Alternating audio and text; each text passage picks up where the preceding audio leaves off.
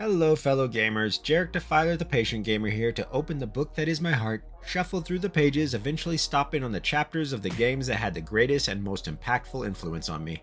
That's right ladies and gents, I'm here to bare my soul and offer you a quaint dip into the pool that is my favorite video games.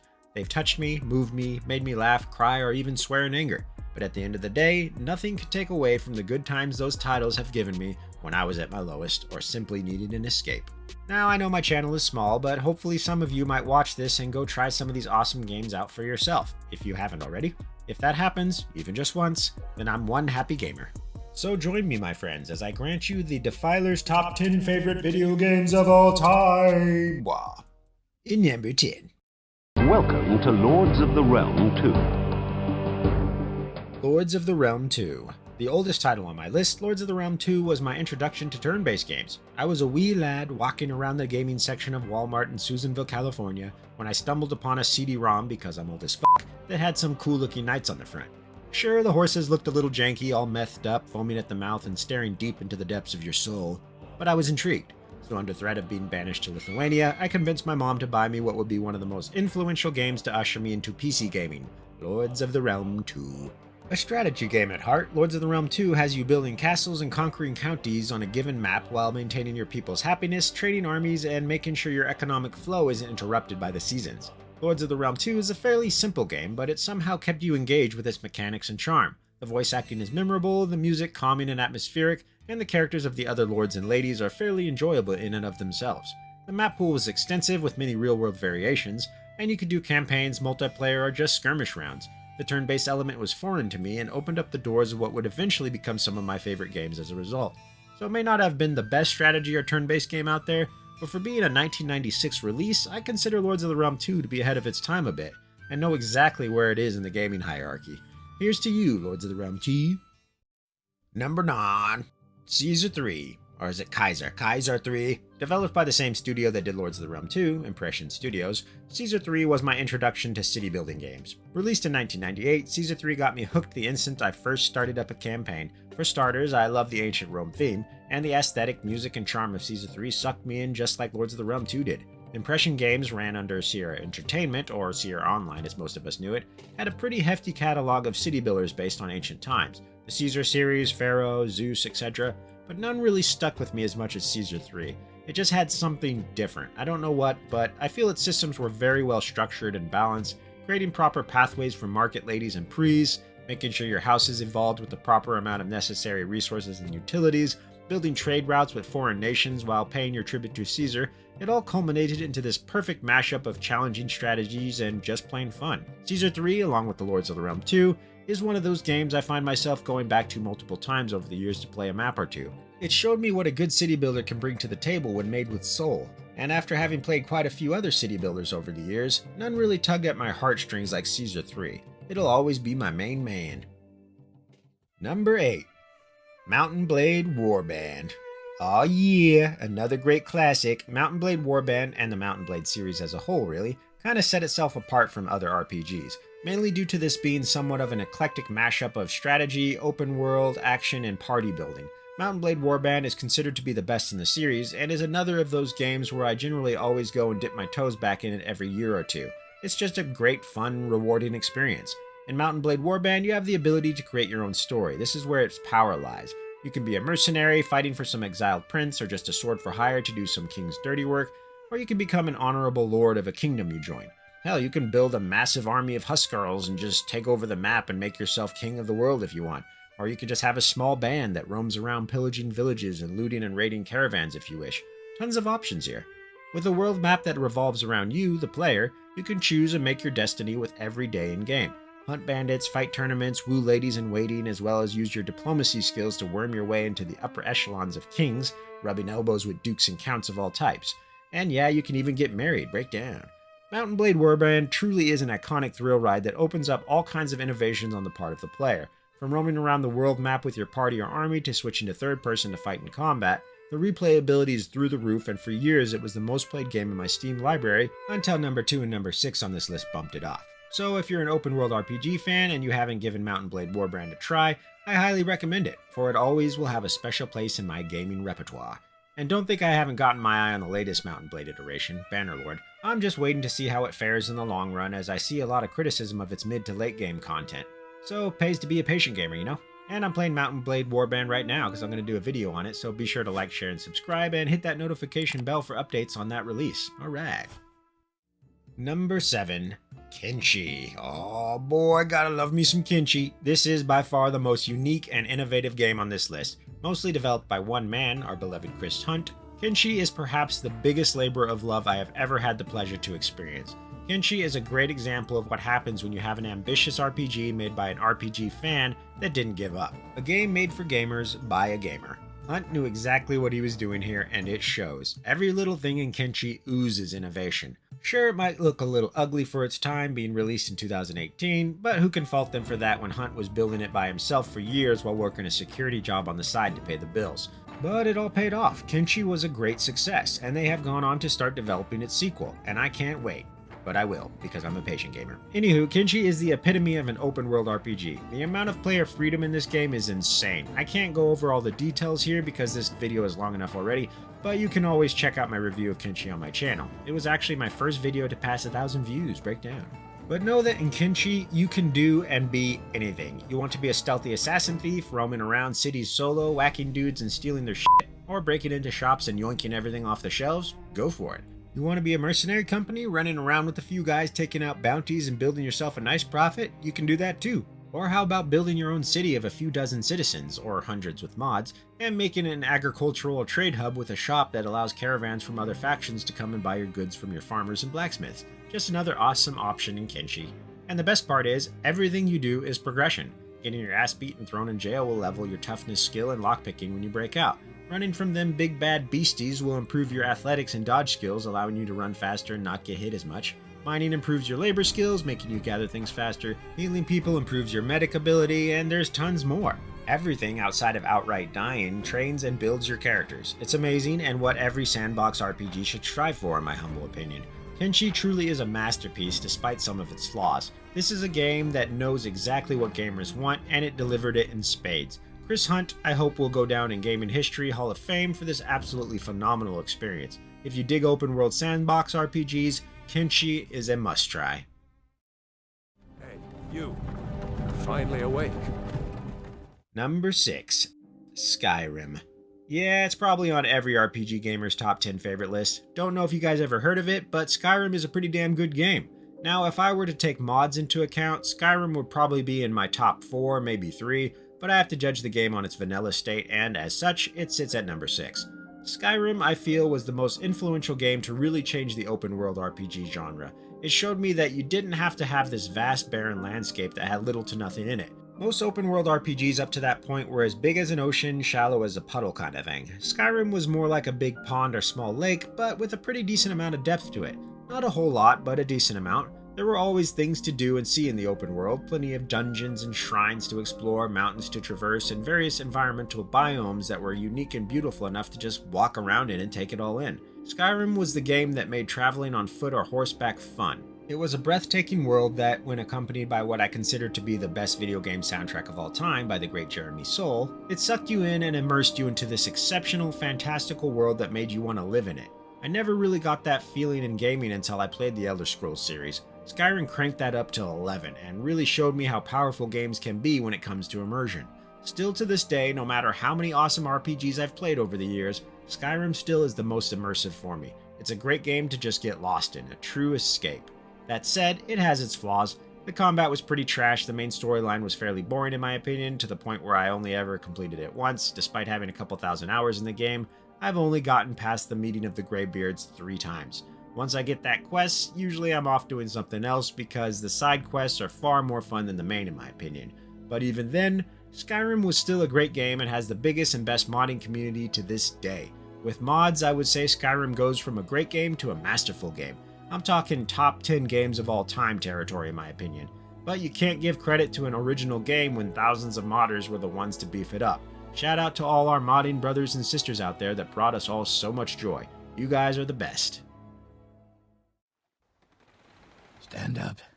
There you go. You were dreaming. What's your name? Number 5. Morrowind. Yes, this is the game that introduced me to open world RPGs, and it is also the game responsible for getting me hooked on video game soundtracks and Jeremy Soule, my favorite composer of all time. In my opinion, Morrowind is the best game in the Elder Scrolls series for a variety of reasons.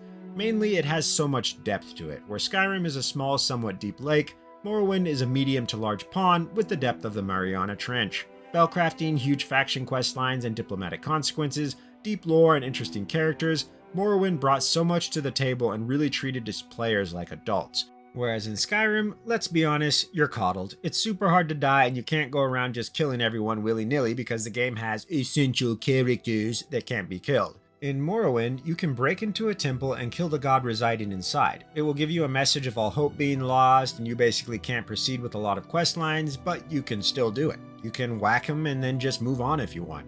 The spellcrafting mechanic is just awesome. Why they got rid of it, I have no idea. But you can make a spell that gives you permanent flight while shooting out poisonous fireballs and paralyzing everyone around you. Or you can make a shield that heals you whenever an enemy hits you, but also damages them with each attack, basically resulting in you just standing there while everyone kills themselves. There was a huge amount of fun and creativity here, and you just don't see that in many RPGs nowadays. And the factions. Oh man, that was my thing. I love factions and relationship building in video games, and Morrowind knocked that out of the park.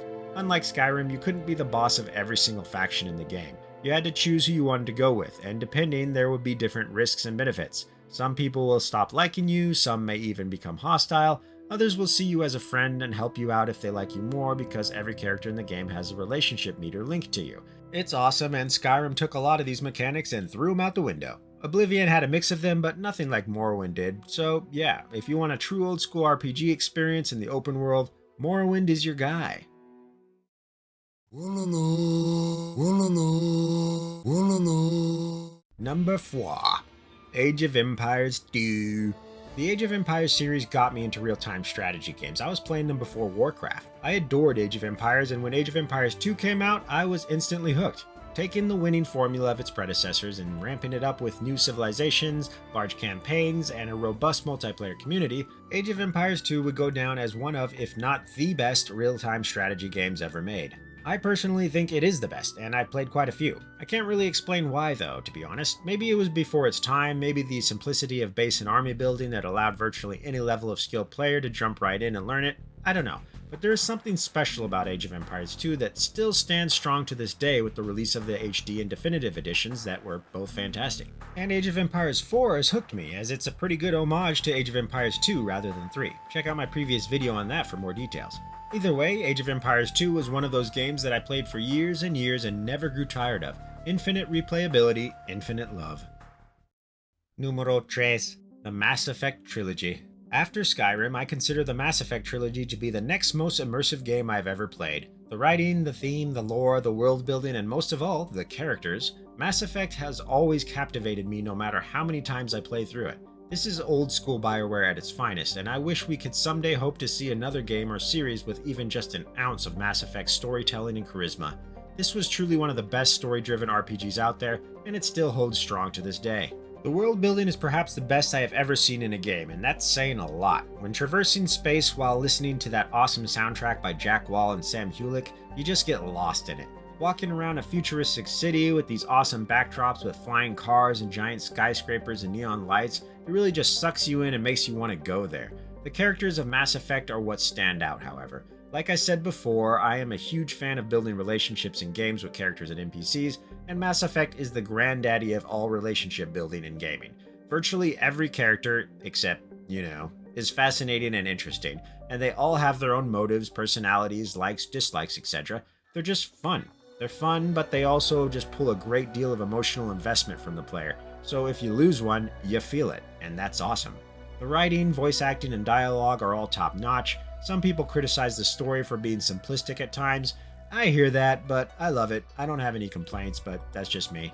At the end of the day, I think the Mass Effect trilogy was perhaps the most influential game that got me into the story-driven side of gaming. I never really thought about character development, writing, or world building until I played the Mass Effect trilogy, so I'll always have to thank it for that. Number 2. Divinity Original Sin 2. Oh boy, I could gush on this game for days. Go watch my review of it on my channel if you're interested on some more details about it. But Divinity Original Sin 2 is, in my humble opinion, the best RPG I have ever played. I would never say a game is perfect because I don't think it's possible to have a perfect game, but if someone put a gun to my head and demanded on what game is perfect, I would say Divinity Original Sin 2. Virtually everything about this game is 10 out of 10. The combat, phenomenal. The story, amazing. The characters, oh shit, they make the fucking game. The writing, best I've ever seen in any game, no joke. The music, I would let Borislav Slavov have his way with me. The voice acting, best I have ever heard in a game ever. Flawless. The Red Prince being my number one, and this guy. But not as sweet as the sauce you fed me. That rich ambrosia. Life's cloying nectar. Divinity Original Sin 2 is the game that bumped Mountain Blade Warband and Skyrim from my top played list on Steam. I have over 1,200 hours on it, and that would be much bigger if Baldur's Gate 3 hadn't come out recently. But yeah, when I can play a dozen or more playthroughs of a game and find something different or new each playthrough, that's a good fucking game. And Divinity hits with that every time. I will be 10 playthroughs in and discover new things that I didn't know existed. It's amazing. Every fight is handcrafted, every character is individually voice acted, you won't ever hear the same line spoken over and over. The dialogue is so well done that I learn a lot to improve my own writing, quite frankly. Every story-driven RPG fan deserves to give Divinity Original Sin 2 a try.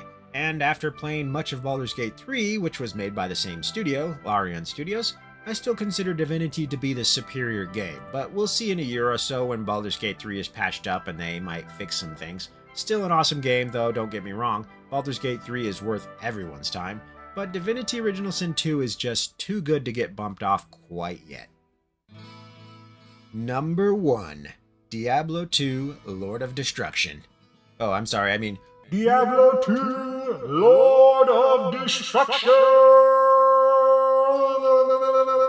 Diablo 2 has a very special place in my and my gaming crew's heart. 8 years, ladies and gentlemen. We played Diablo 2 for 8 years straight. I'm not talking about 1 year on, 1 year off, a month here, a month there. No. 8 years, balls to the wall, ovaries to the ceiling, non-stop day after day of Diablo, and it was fantastic. It's not the best RPG on this list, it doesn't have the best story or graphics, the writing is fine but nothing special, the combat is great but again, nothing really special. But what set Diablo 2 apart was its innovation and willingness to treat its audience like adults. We loved that they had naked corpses hanging from walls and impaled on spikes. You'd walk into a room and find a big pit full of blood and naked bodies. It was awesome. Not because we were some sick sadists, but because they had the guts to put that in the game. Diablo is somewhat of a horror genre, where you are fighting the literal forces of hell. These aren't nice guys. They do evil shit. Mutilating bodies and chopping people up is kind of on their agenda. So it was cool to have all this gore and dark themes in the game and not shy away from that thematic material like Diablo 3 did. And shout out to Diablo 4 for embracing that as well. Despite its flaws, they did a great job on the darker side of Diablo. Lots of gore and blood. I mean, they didn't have any nudity, which was kind of lame, but whatever. Now, in Diablo 1 and 2's time, a lot of the RPGs were turn-based. They still had some action ones, but nothing was really quite the same as Diablo 2 when it came to opting for running around plowing through enemies. The skill trees were also something a bit different compared to its predecessor, where they took precedence over melee or ranged weapon attacks. Diablo 2 also ushered in more classes with their own unique skill sets and equipment, but what really set Diablo 2 apart and what its sequels just couldn't get right, outside of Path of Exile, which I consider to be the true Diablo 2 successor, was that of itemization.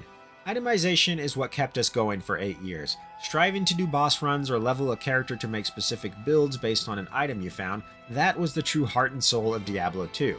It was that constant item hunt. And here's the thing, ladies and gentlemen, it never got old. It was always fun.